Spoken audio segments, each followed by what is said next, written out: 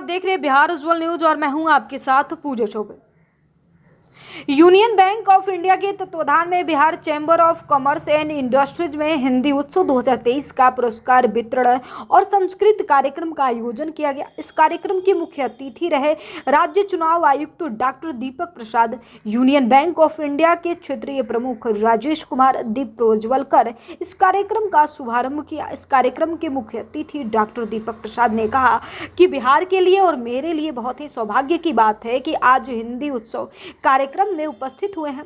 बिहार की धरती देश के लिए और बिहार के लिए बहुत महत्वपूर्ण भूमिका निभाई है। साथ ही यूनियन बैंक ऑफ इंडिया का बहुत ही महत्वपूर्ण योगदान है। उन्होंने बिहार में यूनियन बैंक ऑफ इंडिया द्वारा जारी योजनाओं को बहुत ही सराहना किया। उपस्थित जितने भी स्टाफ थे उनको भी स्वराज्य भाषा हिंदी में काम करने हेतु प्रोत्साहित किया गया और उनको भी पुरस्कार विजेता की बधाई दिया।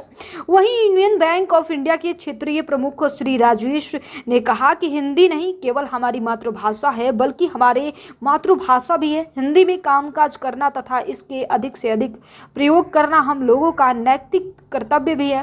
हिंदी के माध्यम से बैंकिंग कारोबारों के बारे में उन्होंने कहा कि पूरी दुनिया में भी भारत हिंदी के माध्यम से कारोबार कर रही है, अतः हमारा भी नैतिक कर्तव्य होता है कि बिहार में हिंदी के माध्यम से कारोबार किया जा सकता है।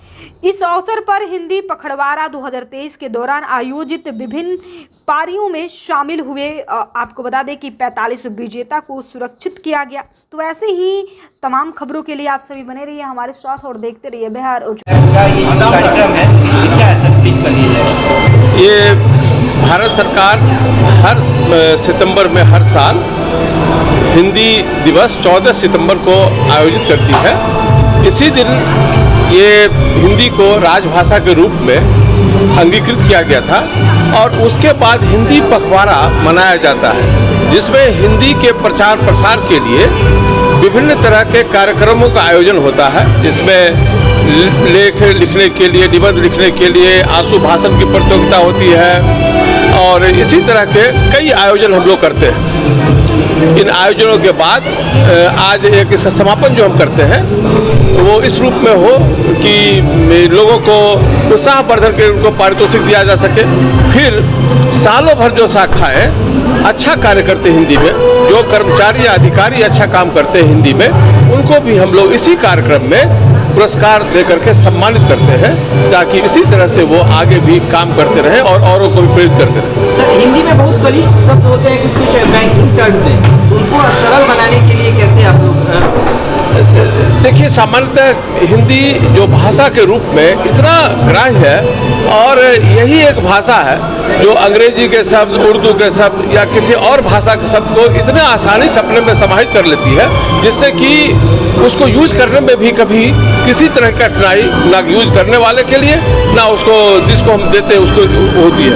तो ये मान के चलिए इस तरह की कोई किसी तरह की कठिनाई इसमें नहीं होगी।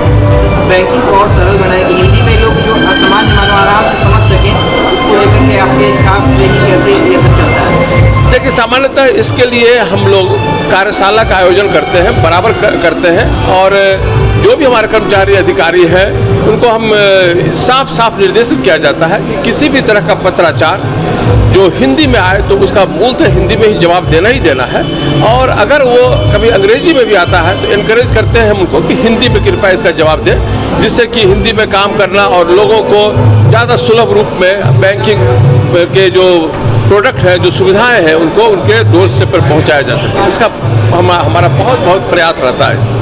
परिचय दीजिए। मैं राजेश कुमार, क्षेत्र प्रमुख Union Bank of India Patna reason.